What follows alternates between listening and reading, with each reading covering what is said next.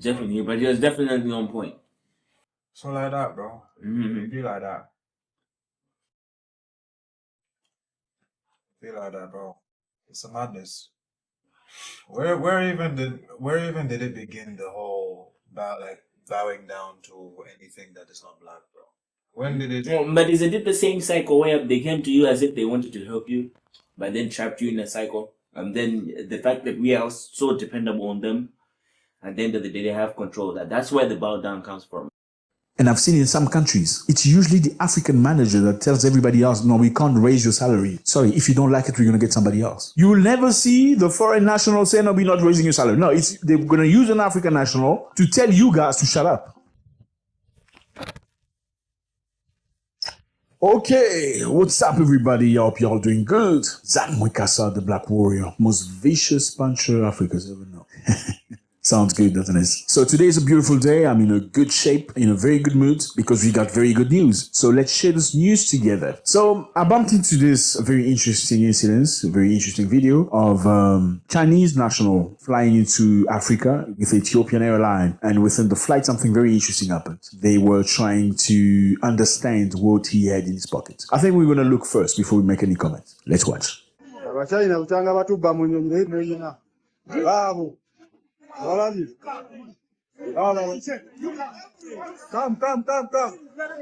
the money. Bring the money. Go. Come on, here. Come. I think this guy is a Malawian. No. That's from Uganda. It's from Uganda. Yeah, I was about to say he doesn't look. Well, he does now that you said it. He does look. Okay, no. Anyway. Yeah, let's keep going. Just bullshit. Laptop bazibye ne sente bazibye.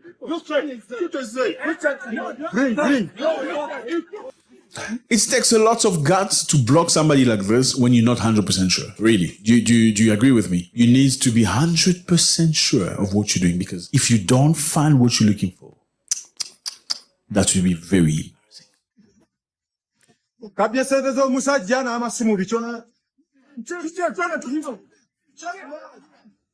Very brave man. They found the money.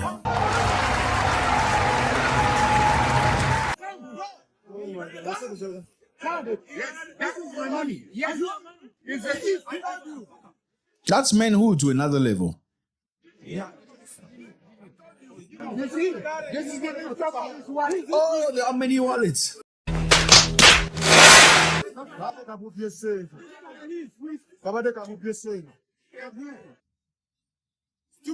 Look at the shame, that shame, on the eyes of the Chinese person.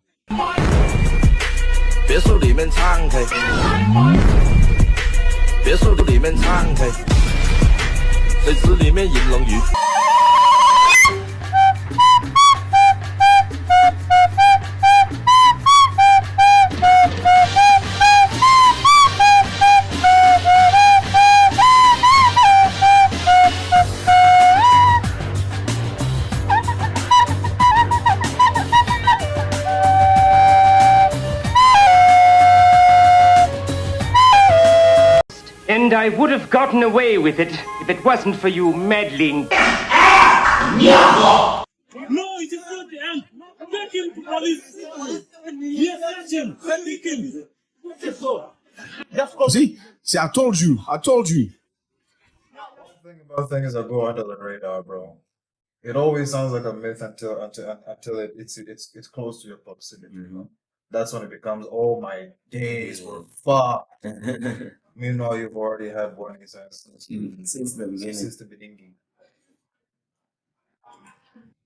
I told you. This is very interesting, fellas. There's so much lessons in here. So basically, let's get back to the basics. Very simple. They were in a flight where somebody noticed that he had lost his money or his wallet or something very similar. Spoke to his friend. His friend was very brave. Then the other friend might have seen the Chinese guy pickpocketing, actually pulling the wallet out of the pocket of the other African national, who apparently happened to be Ugandan, and go sit down. So this person, this Ugandan brother, saw everything, and he was brave enough to stand stand up and say, you know what, we're going to go to the Chinese guy. Instead of sitting in his seat and crossing his arms, wondering what happened to the money. Oh God, maybe it's the Chinese. Maybe we should be courageous enough and go and confront him. He stood up and went to the Chinese guy and said, you know what, fella, you need to show me your pockets. I need to see what you got. That is very brave. That is very brave. Why do we have to talk about these type of things? Because most of us don't believe the Chinese can steal. Because I've witnessed this firsthand by myself. I was traveling in a country in Africa, in the center of Africa. I'm not going to mention the country, just trying to avoid issues, you know. You know what it is. People are very sensitive about this type of subject. When you point fingers at, whatever lens you... Central of Africa, what has to be, how it has to be DRC. Probably. DRC or what else is at the center. So, no, not really. Sudan isn't. Yeah, I also thought it was Sudan. Let me check. According to Ndekir, why should we write with our saliva while we have ink?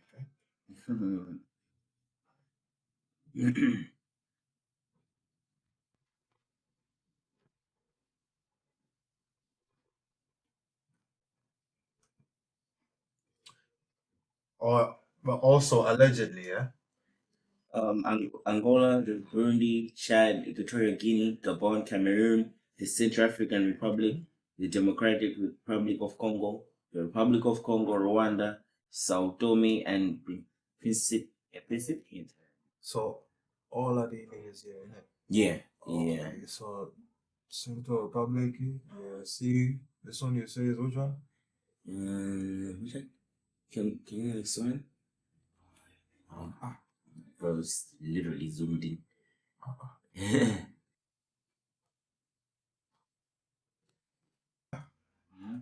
Africa is so big, it could fit the US, China, the UK, and a bunch of other Australia, and a bunch of other countries across the globe, all into one. Are we that big? Oh yeah, but I think I remember we had this discussion of the population of Africans being taking up most of the world population. I think was it with you? Yeah, I think it was. No, I don't think it's us. It has to be number one are the Chinese. Number one are the Chinese. That's an idea. No, not us being number one, but we are up there. Oh, up there, yes. For Africans, as Africans alone, yes, we're 1.4 billion. Asia and Africa are the most populated regions. Yeah, Asia and Africa. Yeah, it's crazy, bro. Asia with the most populous continent is the most populous continent with 4.64 billion inhabitants, accounting for 60% of the world population. Right In behind. the India and China together constitute of let's just look here. Anyway, so like make we say this one for you. So the central is Angola, DRC, Central Republic, Chad. Wait. There's a country called Central African Republic. That's it. Yeah. So the man was talking about this one. How sure are you? Just because he said it could be any. I don't know. Why is there? What other country starts with the word Central, bro? Car. That's the only country that's. Oh, maybe Cameroon. It could be Cameroon. Oh my God, man! If we travel across Africa, my God, we be careful, bro. Be very watchful, mindful. But it's our home, my God. What else can we do, right?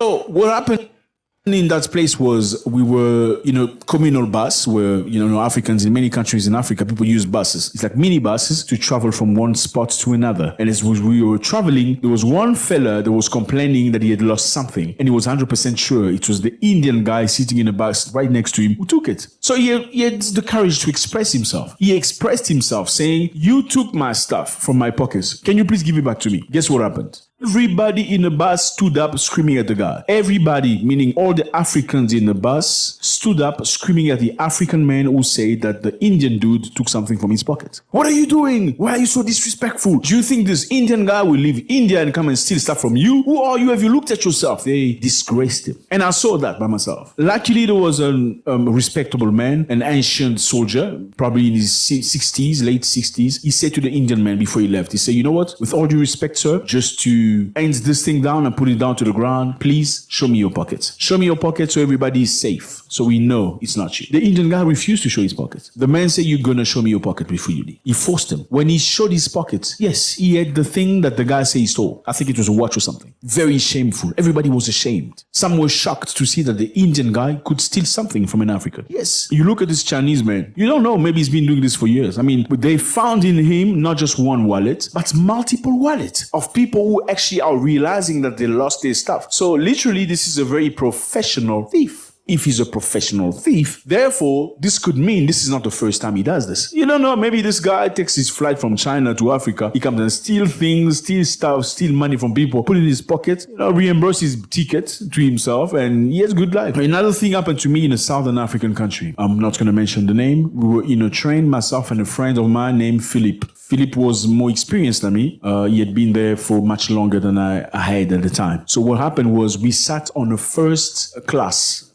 in the train. Obviously in the train, you get different classes. First class, third class, first class economic, whatever you call it. First class, obviously, is more expensive than the other classes. On that day, we specifically made a choice to buy a ticket that's first class so we could enjoy the experience as we were traveling far. We entered the first class wagon. In the first class wagon, we were the only black people. Everybody else was different. And they were laughing, they were having a good time. Now the controller guys come into the wagon and the first thing they do, they go past the other people from different races. They come straight to us. Please show me your ticket. I was ready to show my ticket. My brother Philippe said, no, I'm not showing my ticket. Before I show you my ticket, you're going back to ask everybody their ticket first. Then you're going to come to me. Then I can talk to you. This is very disrespectful to me. I cannot accept this. They're trying to scream. He said, I'm not going to scream with you. I'm just telling you, you know what? Before you see my ticket, you're going to check everybody's ticket. Because I think this is profiling and racism. The train stopped literally. They had to call the police to come in the train so they could get us to show our ticket. And I was fearful. I was scared. It was my very first time. Not so experienced. Then Philip said to me, chill, brother. Relax. We're going to get to the end of this. So the man in front of the police was obliged to go through the process. He went to everybody else and asked for their ticket. And by the time he went through the last person, none of the 7 guys had a ticket. Of all these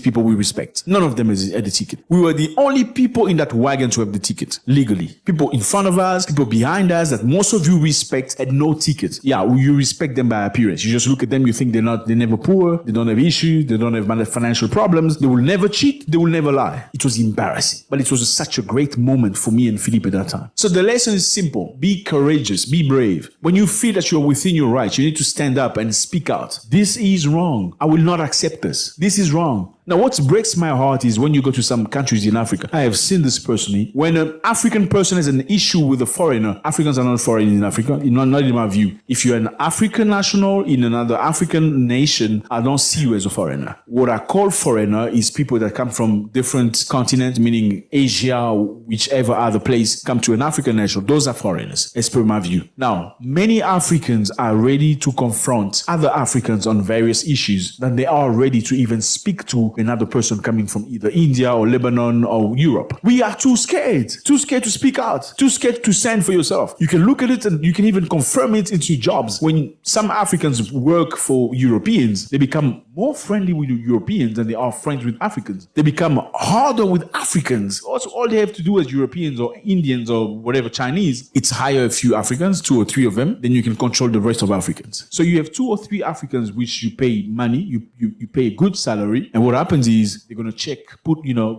all the other Africans. Tell them come on time. No, you need to stop complaining. Everybody's going through the same process, and this has worked for so many years. This is not a brand new thing, and I've seen it in some countries. It's usually the African manager that tells everybody else, no, we can't raise your salary. Sorry, if you don't like it, we're gonna get somebody else. You will never see the foreign national say, no, we're not raising your salary. No, they're gonna use an African national to tell you guys to shut up. So we call upon you on bravery and courageous attitude. Stand up for your rights. Speak out. out. Yeah, I'll tell you what, in some places, they would not have the courage to speak to this Chinese person and ask him accountability. Look at the situation. They checked him out, looked at his pockets, and found many bags, money, and various things. So this is a professional thief. Props to these brothers from Uganda. Much respect to you for showing the line. God bless.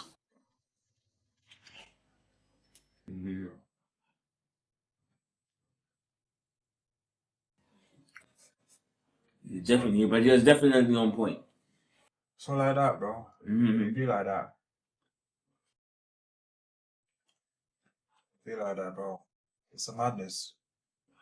Where even did it begin, the whole bowing down to anything that is not black, bro? When did it? Well, but isn't it the same cycle where they came to you as if they wanted to help you, but then trapped you in a cycle? And then the fact that we are so dependable on them, at the end of the day, they have control. That's where the bow down comes from.